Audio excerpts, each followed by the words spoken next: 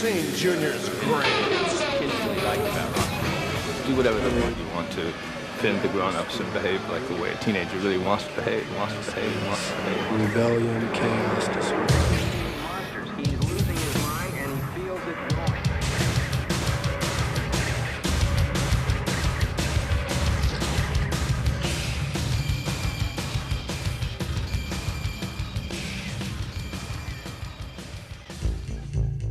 A quiz. Test your powers of discernment by answering the following question. Through their lyrics, sound, concerts, and lifestyles, today's rock artists encourage their fans to A. Trust and obey their parents. B. Honor the great heroes of past generations. C. Value maturity, modesty, and good etiquette. Or D.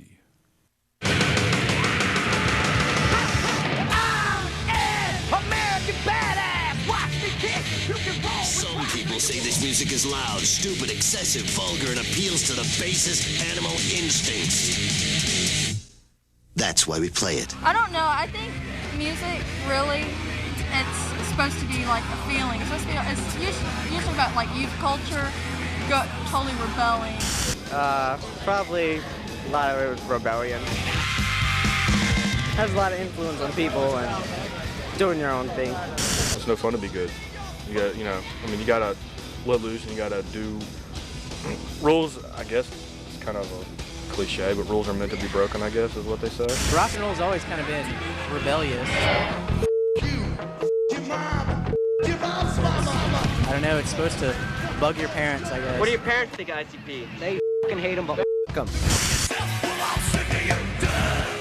In my opinion, rock and roll is more of a rebellious type music than it is stay in school, go get good grades, you know? I don't know, but I like it. To say that rock celebrates rebellion is like noting the sky's blue. Spin the radio dial or plop down in front of MTV anytime, day or night, and you'll be hit right between the eyes with what one prestigious rock magazine called rock's essential core, a core of rebellion, sexuality, assertion, and even violence. All the things that have always been unacceptable to a ruling establishment. Once that vigorous, horny-handed core is extracted from rock and roll, you're left with little more than music. As Details magazine observed after covering one of the many music festivals that have come to dot the summer's landscape, so what did we learn? We learned that old rock and roll devils will strip off their clothes.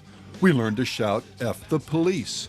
We learned that, should a waft of passion come into our lives, we should just scream, "Let's get butt naked and blank."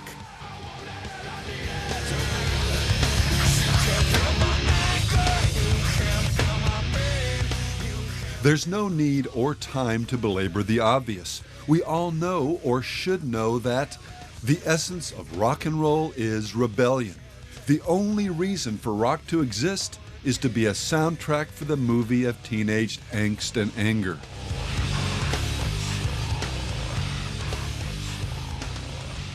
A far more interesting as well as profitable line of investigation is to try and understand something of the spiritual implications of this rebellion. Where did it come from? What are its byproducts? Where is it leading us? Is teenage angst and anger just a fact of life like zits? And the music just a harmless way of venting aggression? Or is the truth heavier than that? Well, we could spend hours and still not do justice to this issue. But let's try to gain at least some general insights into these important questions by briefly examining a few key dynamics in our culture's love affair with rebellion. Before we get started, though, we need to make an important distinction. By rebellion, the Bible means anarchy and lawlessness, not the resistance of good against evil. God doesn't want blind submission to the earthly status quo. Jesus was the ultimate stick in the eye for injustice, indifference, and hypocrisy, and was ultimately hung on a cross for it. And we're called to follow in his footsteps. The 60s and the rock and roll revolution, for example, came about not because of what was righteous about America in the 50s, but because of what was wrong. The love of money and materialism. The superficial and ultimately idolatrous America right or wrong attitude that often passed for true patriotism. Parents handing their kids over to professionals, whether academic or ecclesiastical, to be raised and nurtured. Platitudes and or silence instead of honest and vigorous discussion on key life issues like sex, politics, and religion. Entrenched sin in attitudes concerning race and equality. A war that was not fought biblically. Good boys can, but good girls don't attitudes about premarital sex. Hypocritical approaches to substance abuse. And worst of all, a cultural, wishy-washy, I'm a Christian because I'm an American kind of spirituality. On and on it goes. True biblical Christianity calls for open prophetic resistance to these types of institutionalized evil. No doubt, if the church had been faithful in this regard, the anarchistic and ultimately occult forms of rebellion that took root in the 60s would have never prospered. So, turning the world right side up is good. Plunging it into do what you want to do anarchy is, well, rebellion. With that critical distinction made, let's now look at a few aspects of the rebellious spirit that did take hold in the 60s and what they mean for us today. Number 1, rebellion is evil. Though frequently celebrated today as something cool, comical, and even heroic, make no mistake about it, God hates and punishes the sin of rebellion.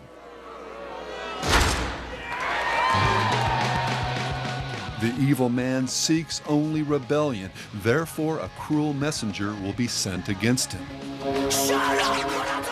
Furthermore, God views it as a form of occultism, something we'll look at in more detail a bit later. For rebellion is as the sin of witchcraft. Lastly, while all rebellion is serious, there's one specific type that especially tears at the fabric of divine order. Honor your father and your mother.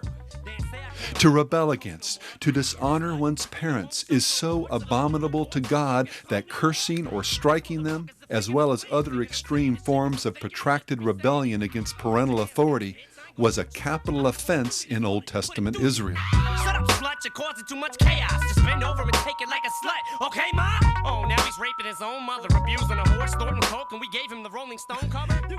In this context, one shudders to think how God views rapper Eminem's rebelliousness, as well as the millions of fans who feed off his depravities. And there's a million of us just like me, who cuss like me, who just don't give a f like me, who dress like me, walk, talk, and act like me. Hit her with the skateboard. Parents and their authority have become a primary target for the grotesque defiance that courses through the world of rock and roll.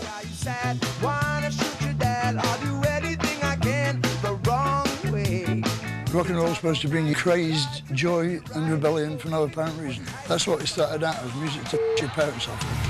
And that's what rock and roll ought to be. Kids ought to come up and just hit you right in the face. I don't mean breaking noses, but I mean with what it is they have to say and dressing different so that adults are going, oh, God, yeah, that's it, you know. Make them throw up. If parents and moms and dads start to like corn, that's when we become not cool. Rock and roll is attitudes. It's all the things that your parents told you don't do, you can do. Let your dad tell you what to do. Just get high in middle school. Get the middle class. This middle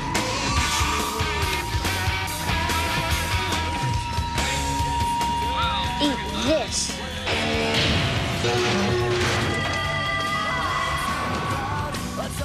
Green Day's Billy Joe Armstrong once advised an audience, "When you go home, I want you to eat your parents."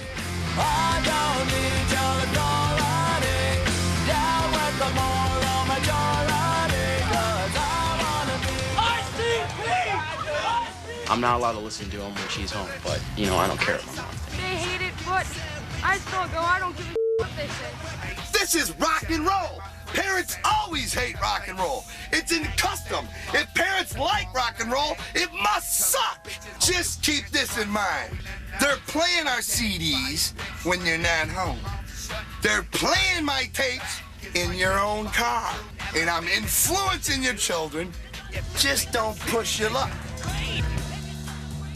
At a Doors concert in Washington, D.C., Jim Morrison's mother, by all accounts a good and decent woman, came to see her son perform.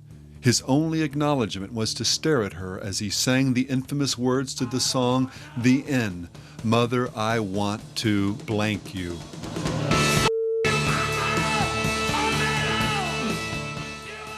He never attempted to see or talk to his parents again and usually referred to them as being dead.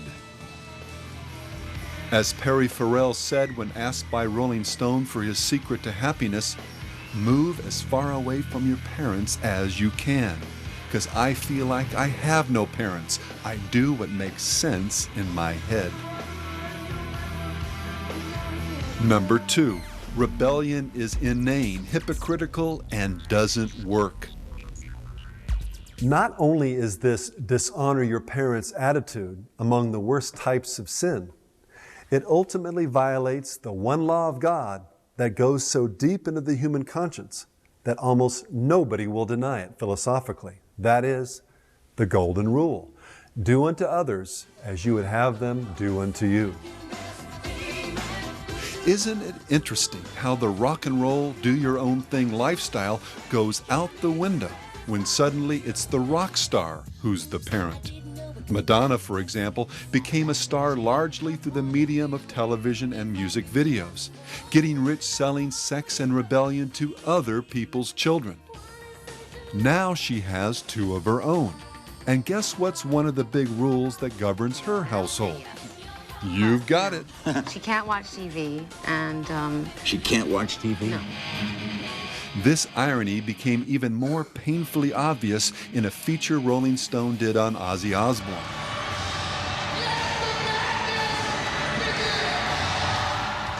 The godfather of hardcore rock and roll rebellion was affectionately seen as a man reduced to trembling like a frightened chihuahua, taking Zoloft and seeing a therapist once or twice a day, plus afternoon AA meetings, just to fight off the demons of addiction. So much for rebellion as a lifestyle choice. And yet, perhaps it is his relationship with his children that is the most tragic and telling. Glaring down at his brood, Rolling Stone reported, he opens his mouth and says, "If you don't shut up, I'll..." He goes silent. His kids look up at him. Well, yes, what will you do? And they start snickering and giggling. For indeed, what dad-like words can he say to them? What is he, Ozzy Osbourne, legendary drug-addled Prince of Darkness, the very founder of parent-freaking-out heavy metal music, going to do? Ozzy blinks a few times. Then, in a small voice, he says, "Well, try to be quiet, will you?" To the alert observer, these ironies can reach the height of absurdity. We see Everclear at Woodstock chanting the great rock and roll mantra. All right, we got one rule. There are no f***ing rules. Have a good time. And then just moments later, ordering people. Okay, you guys got to back up now. Everybody back up. Back up! I think I'll have you repeat it after me and get us all feeling f***ing good in here. So follow me, friends. We don't give a shit! We have bands like Metallica embracing the darkness of nihilism and moral relativism.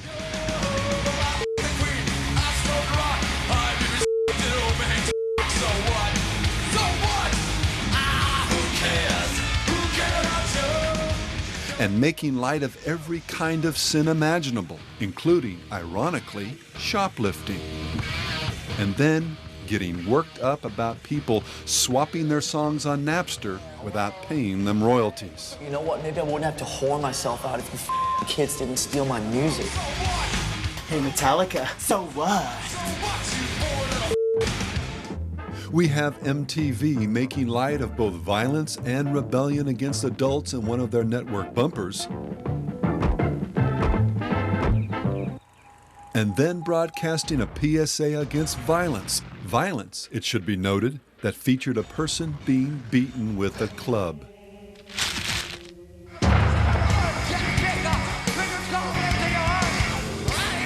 We have bands like Rage Against the Machine getting their audience to do what they tell them to do by chanting,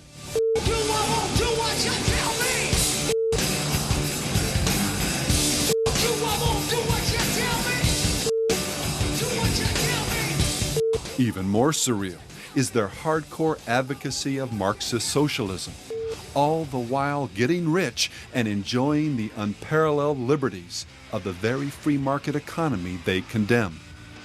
Like other rock artists from time to time, they raise some valid issues, particularly their condemnation of the way our two-party system has been co-opted by big money, special interests, and mushy middle politicians.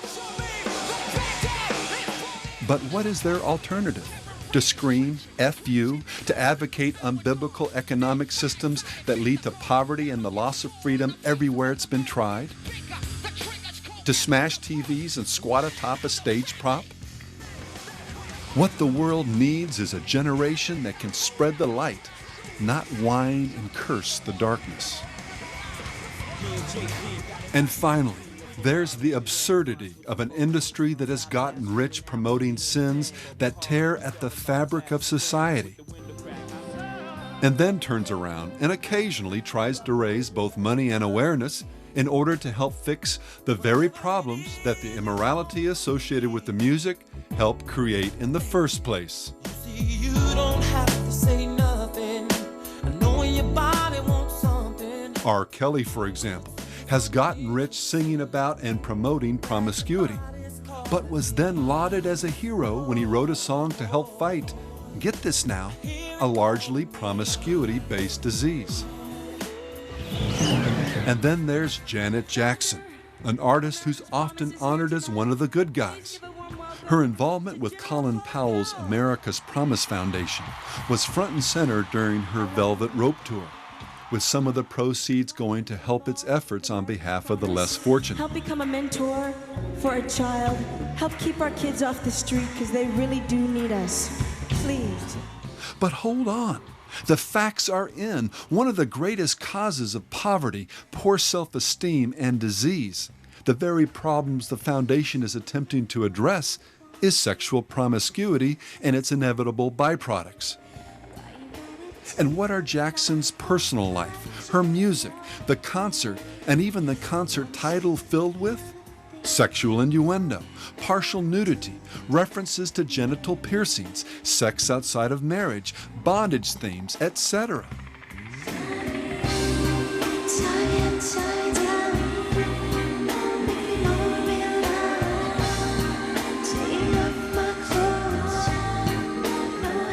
This level of cognitive dissonance shot through the roof during the production of her music video, If. Close to 80 pregnant 13 to 17-year-olds, or teens who'd recently had babies, were invited down by Jackson. And the video they saw made? You got it. A veritable training film for lust-driven sexuality. And deep down, Miss Jackson knew it. The article continued. There was one individual, though, who was discouraged from dropping by, Katherine Jackson, her mom. The one person that kept running through my head while I was writing these songs was my mother, Jackson says. I told her, some of my movements are very sexy. I'd be embarrassed if you were there. Well, she might have been able to hide her shame temporarily from her mom, but not from God, as Jesus noted when he declared, "You are those who justify yourselves before men, but God knows your hearts. For what is highly esteemed among men is an abomination in the sight of God. Number 3, rebellion is fundamentally occultic.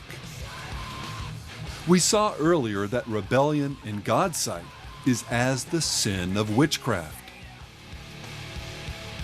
God's wisdom in defining rebellion in this way makes perfect sense when one understands the basic difference between the Judeo-Christian cosmology and the one generally embraced by the occult and Eastern traditions.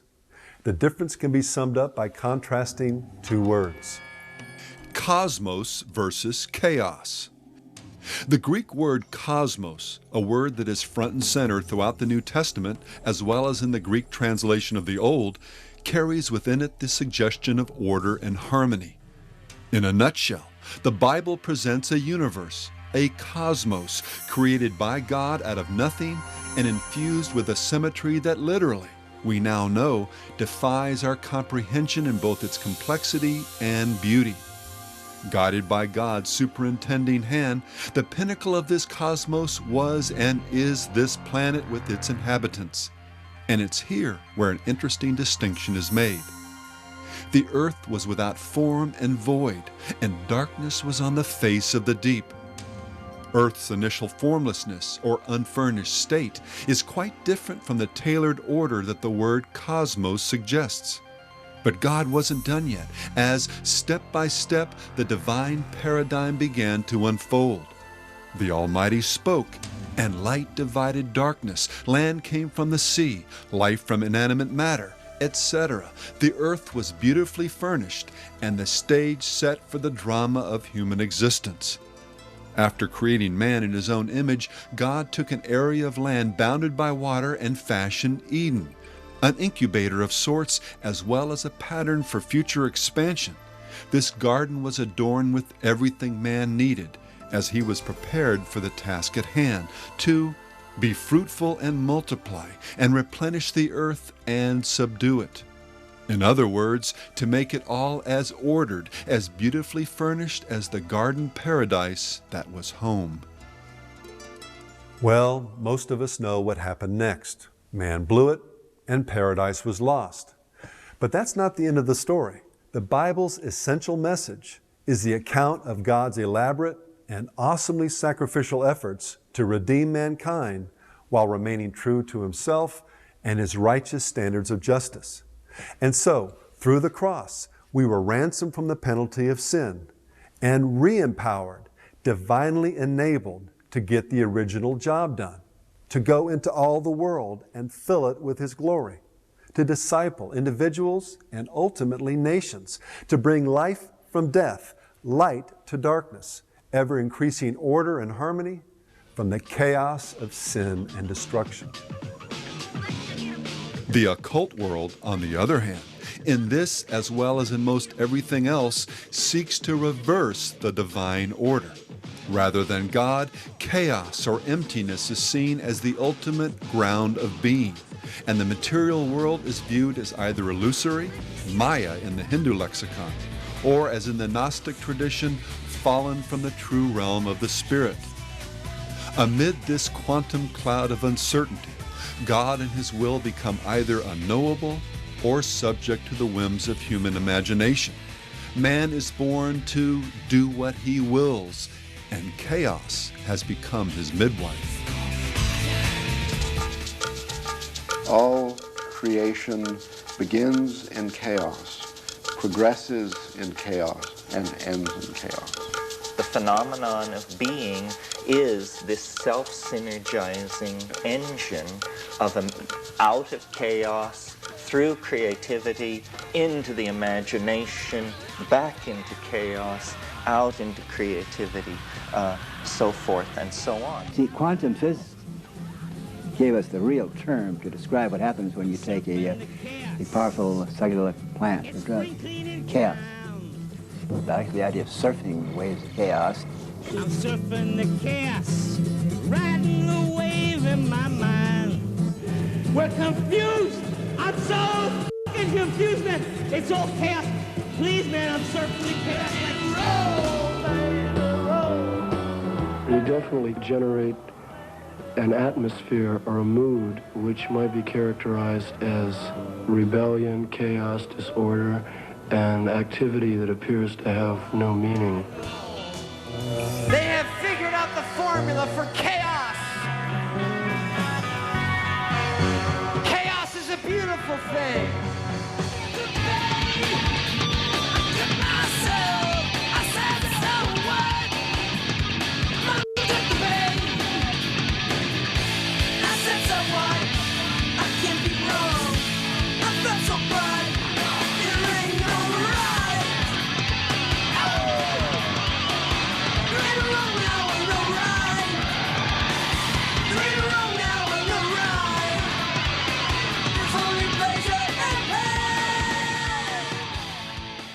And so the clear line between light and darkness, life and death, meaning and meaninglessness presents itself.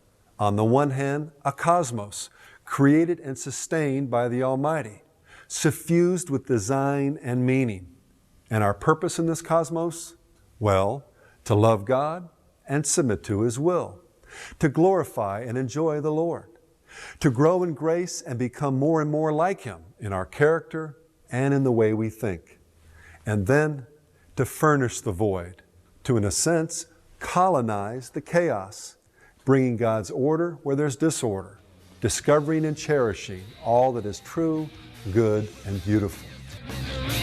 And then, on the other hand, there's the embrace of chaos and a descent into the void.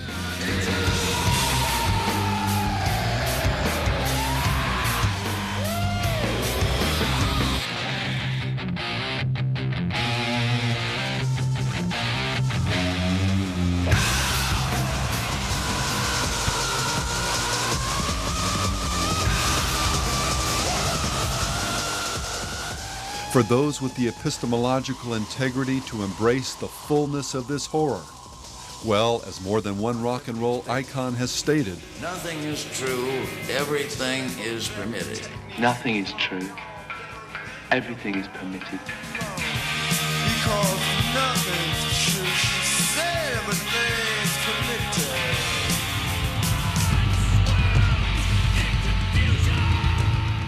and this is why rebellion is a form of occultism. God's order and rule, His cosmos, is rejected. People begin to worship, to derive meaning from the creation rather than the Creator, the very foundation of witchcraft. People rebel, concoct their own so-called truths, make up their own rules. They begin to do what they want. Most dabble in their defiance, afraid to fully embrace the horror of this nothing's true, everything's permitted worldview. But dabbling with rebellion is like dabbling with theft. You may just be stealing candy, but you're still a thief. Just so, anytime we choose our will over God's, chaos over cosmos, we are rebels and moving in precisely the wrong direction. Jesus understood this as He described the spiritual war to which all of His followers have been called, and then warned what it would take to plunder the kingdom of darkness rather than be plundered by it. He that is not with me is against me, and he who does not gather with me, who does not make a conscious effort to press into Christ, scatters.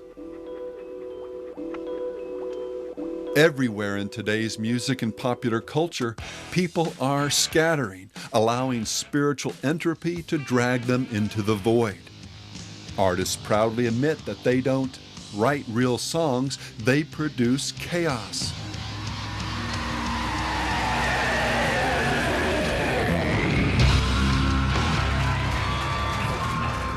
Decay, ugliness, death, dissonance, pain, darkness, despair, and meaninglessness abound in popular culture.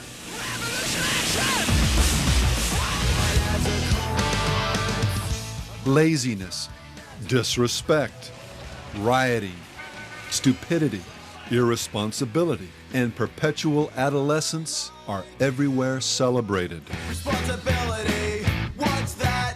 I don't want to think about it. We'd be better off without it.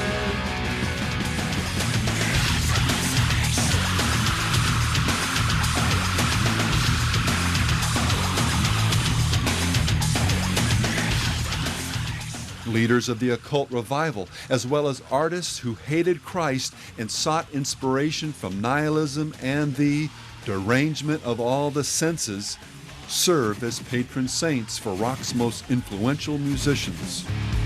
So tell me why. From the annihilation of every sexual taboo, to the now fashionable rejection of Christianity in favor of Eastern and occult religions, evidence of popular music and culture's embrace of chaos over cosmos is practically endless. Rebellion qua witchcraft has all but become the default religion of Western society. Number 4, rebellion leads to death. Jesus declared that true discernment, understanding what's really going on beneath the surface of something, is aided by examining its fruit, what it produces. Elsewhere, the scriptures declare, "He who sins against me wrongs his own soul. All those who hate me love death." The wisdom spoken of here is a personification of God and involves an absolute commitment to do what He says. Cosmos, not chaos. Submission, not rebellion. This is the God who is, not the great mush God concocted by our postmodern, follow-your-heart imaginations. And this God declares, warns, that one of the fruits of those who hate this wisdom is death. Well, once again, the sky's blue.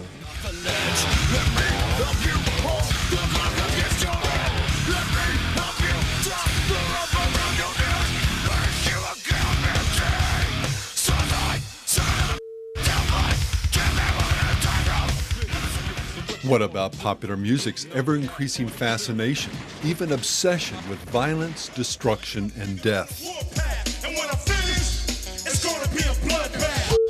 Make a name, I'ma put it on a bullet, put it in your brain. Rip the block like a buckshot, who cares where it goes? Just keep the casket closed. No remorse when a life is lost. I paid my dues, paid the cost. While certainly not the sole or even primary cause, why does this music, and specifically songs about nihilism and suicide, become the soundtrack of choice for young people who either take their lives or surrender to the tyranny of despair and hate? This is a letter written in blood by a 12-year-old from Los Angeles, California, saying he's on Valium and liquor. This is from a 12-year-old. Is the violence and even death that has plagued so many concerts and music festivals a mere coincidence? I remember this one night when Exodus played, and it was like a really violent night, and this one guy, like Paul Bailoff said, "I want to see a dead poser," and a bunch of, Exodus kids just ran out and found this guy with spandex and slashed his throat. It was hilarious. And perhaps most significantly, what about the incredibly heavy toll it has taken on the artists themselves? The rock and roll lifestyle is among the most dangerous in the world, not only in the percentage of deaths, but in the pathetic way so many die. Suicide, AIDS, drug and alcohol abuse, violence, heroin overdoses, even asphyxiation in one's own vomit. Take as just one example, an artist whose life and death, while not as well known as other rock catastrophes, serves as one of the best illustrations of just how lethal rebellion can be. A gifted, intelligent, and beautiful woman, Nico fell headlong into the chaos of rock and roll when Andy Warhol tapped her for the Velvet Underground. The more you look at the same exact thing, pop artist Warhol had once explained, the more the meaning goes away, and the better and emptier you feel. Well, Nico became a committed disciple of this doctrine of meaninglessness, declaring, "I'm a nihilist, so I like destruction." Nihilism seemed to be the most suitable religion. Through both music and sexual relationships, Nico shared her faith. Punk's godfather, Iggy Pop, for example, credits her with helping him get totally into corruption. Why don't you kiss my blood.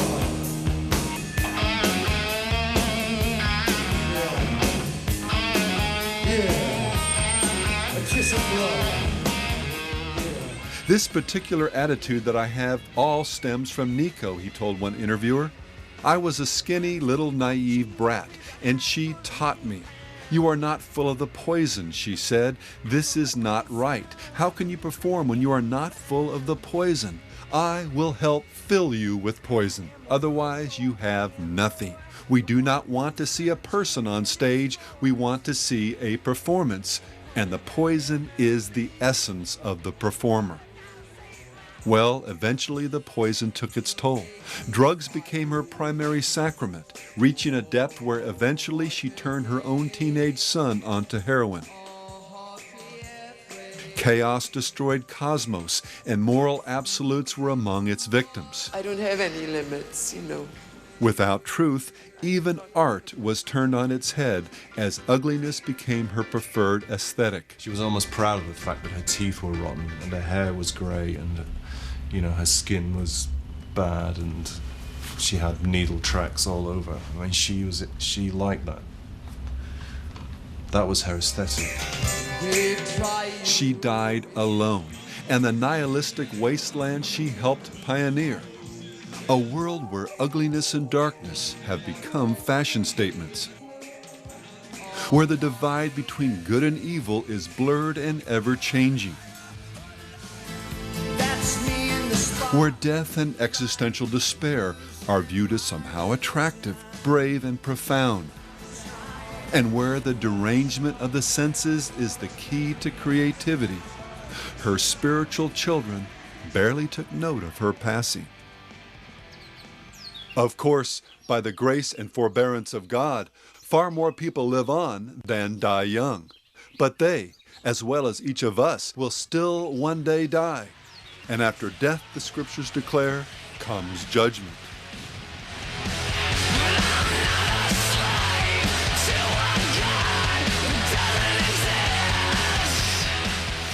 Those who have rejected God will in turn be rejected. And it's this death, what the Bible calls the second one, the final reward for all who have chosen rebellion over obedience. That is the only death with which each of us should be ultimately concerned. As Jesus warned, my friends, do not be afraid of those who kill the body, and after that have no more that they can do, but I will show you whom you should fear. Fear him who, after he has killed, has power to cast into hell. Yes, I say to you, fear him. Number 5, rebellion, like hell, is never satisfied. Good, like God, has no limits. There are always new vistas of virtue to explore and develop. But Rock's deliberate identification with rebellion and chaos has created a very real and pathetically ironic dilemma. When the limbo bar of cultural standards keeps getting dropped, how low can you go before you fall on your back? How does one fly their rock and roll freak flag high when it's the Woodstock generation that's now the status quo? At what point does rebellion start to either play like a cartoon or stink of unrefined evil? 40 and 50-somethings, for example, can remember when the F word was shocking, and even the idea that Jim Morrison might have flashed an audience in Miami led to a felony arrest and sparked a national scandal. And today? Well, entire concerts are performed naked, and obscenities are so common that if they were somehow banned, hundreds of artists would have a hard time fashioning a coherent sentence. So what's a poor rebel to do? They cut up each other on stage. The lead singer has a 4-foot-long that he masturbates and sprays white. Sing about raping the Virgin Mary and torturing Christians? Rub animal entrails all over their body. Rap about mutilating women or having sex with underage girls.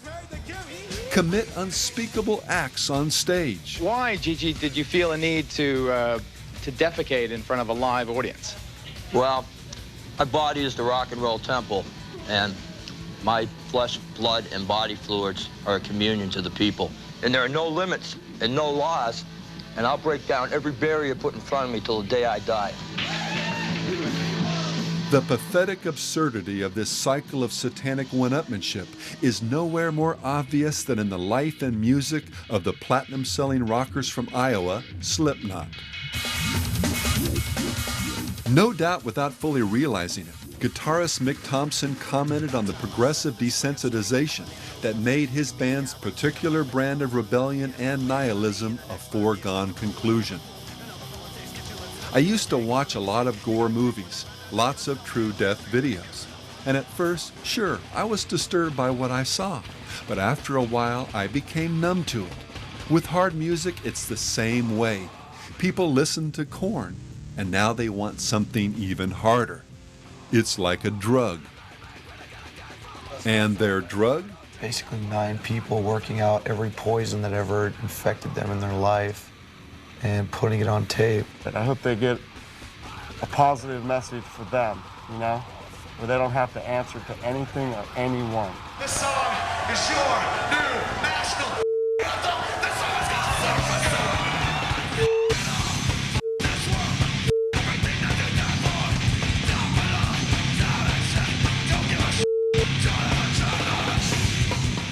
Drummer and group visionary Sean Crahan says the band's mission is to spread the sickness, which includes not only the raw rebellion of their lyrics and music, but live performances that feature band members hitting themselves and each other, drinking urine, smearing feces, throwing up into their masks, starting fires, and in general embracing chaos with a nihilistic vigor that would stun the Vudans of Haiti. And the effect on their audience? Every show, Crahan told Rolling Stone, I've got some kid out there who's hitting himself just like me. His knuckles are bloody, his eyes are black. I'll look in his eyes and see that he's in some other place. It's a heavy-duty responsibility. So it's only rock and roll, huh? As incredible as all this is, there's an important footnote. Most of the band came from intact homes and led wholesome American lives. Hi, Mom, look at me. They live in the richest, most free nation the world has ever seen. Crahan admits, I have a beautiful wife and 3 healthy children. I'm happy, man.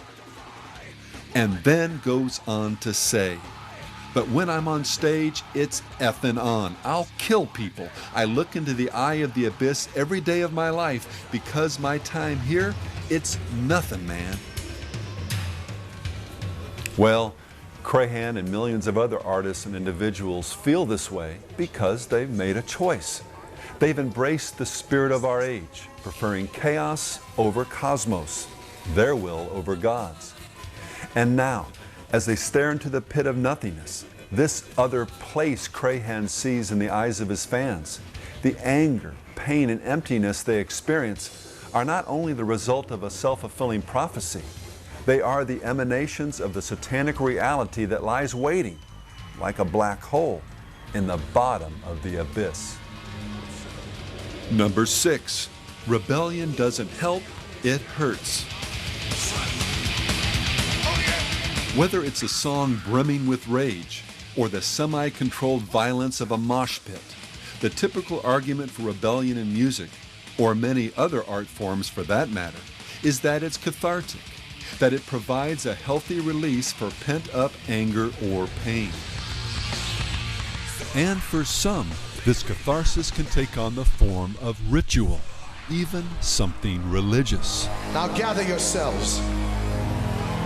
All your hate, all your anger, everything that is black and loathsome that dwells inside of you.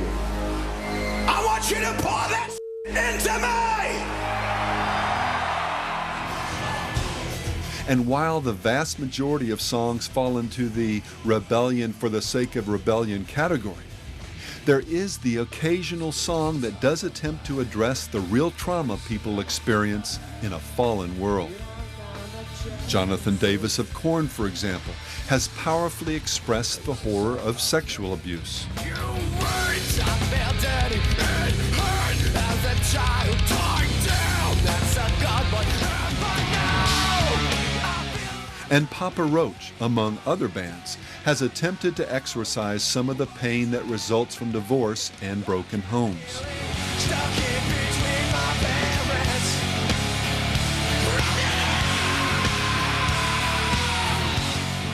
No doubt people who have undergone either trauma can experience a measure of relief from these songs, the sense that they're not alone, that someone else has been through it and understands the pain. Screaming, moshing, even cutting oneself can provide, like the use of alcohol or drugs, some temporary relief. And if you're a rock star, it can also make you rich. But the root problem is never really addressed, and as we saw with Slipknot a moment ago, the nihilistic rage and despair inevitably become a self-fulfilling prophecy, producing even more poison and a sense of hopelessness. suffocation, no breathing, don't give a if I cut my arm bleeding. Would it be wrong, would it be right? If I took my life tonight, chances are dynamite, mutilation out of sight, and I contemplate suicide. In this context, the band Against All Authority asks an important question in a song about a friend who committed suicide. Tell me what friend of mine I met back in school. We had a bottle flavor, a skateboard band, there's nothing else for us to do. Got ourselves an out of trouble every day we had. CS and of course suspension for the kids we would play. Sometimes I feel like it's my fault, like it's my fault, and now the day goes by, I don't see his eyes. I'll never understand the choice that to make. What Toby ultimately needed was God and His grace.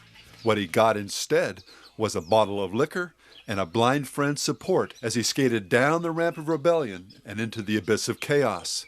And the only thing to be found there, whether now or later, is death.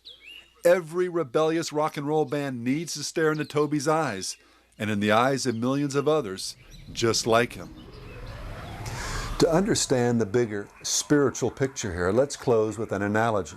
As we've already seen, the Bible makes it very clear that a root problem is sin, both those we commit and the ones that are committed against us. And let me say something here. Look, in many ways, the wheels have come off our culture, and I know that many of you watching have been run over by them. Divorce, rejection, sexual abuse, violence, the lack of love and encouragement, on and on. It's a hurting world. But here's the bigger problem. Each of us is like a radio, designed by God to receive the true signal of His light and love. But because of sin and our innate drive to do our own thing, to possess this radio on our own terms, we've lost this ultimate signal. It never stopped broadcasting, it's just that we've stopped receiving the frequency. And so we begin looking for our own answers, for our own redemption, spinning the dial, looking for a signal that we like, that seems to fit our specific needs or personality, something that we can dance to. Well, rebels like rebellious music. Those with anger, angry. The lustful, lusty. And those who hurt, well, music by people who hurt. For someone who's lost and alone, these stations on the dial can provide a measure of comfort and temporal satisfaction. But ultimately, each is just a broadcast Tower of Babel, a soul-numbing distraction to keep the herd moving on down the highway to hell. God has the answer, a true signal to save us, heal us, and lead us home. But we've got to give Him control over our radio and allow Him to reset the frequency.